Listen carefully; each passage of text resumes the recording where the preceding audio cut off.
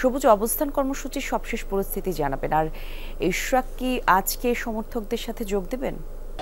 কলি ইশরাকের সমর্থকদের সঙ্গে যোগ দেওয়ার কথা রয়েছে। আমরা যতটুকু জানতে পেরেছি তিনি দুপুর নাগাদ তার কর্মী সমর্থকরা এই যে নগর ভবনের যে প্রবেশপথ, সেই প্রবেশপথের মুখেই এখানে বসে পড়েছেন, অবস্থান কর্মসূচি পালন করছেন। আজকে সকাল 10টার কিছু পরে থেকে এই কর্মসূচিটি শুরু হয়েছে প্রতিদিনের ন্যায়, অর্থাৎ বিগত 2 সপ্তাহেরও বেশি সময় ধরে এই আন্দোলনটি চলছে। অর্থাৎ ইশরাক হোসেনকে মেয়র পদে শপথ করানোর যে দাবি, সেই দাবিটি গত 14ই মে থেকে মূলত আন্দোলনটি শুরু হয়। মূলত সেই দিনেই নির্বাচনী ট্রাইব্যুনালের যে রায়টি দেয়া হয়েছিল এটির বিরুদ্ধে হাইকোর্টে একটি রিট করেছিলেন এবং দক্ষিণ সিটির একজন নগরবাসী তার এই রিটের দিন থেকেই মূলত এই আন্দোলনটি শুরু হয়েছে। এরপরে দীর্ঘ আইনি প্রক্রিয়া শেষ হয়েছে, হাইকোর্ট সেই রিটটি খারিজ করে দিয়েছেন। এরপরে সেটির বিরুদ্ধে আপিল করেছিলেন, আপিলেও এটির নিষ্পত্তি হয়েছে।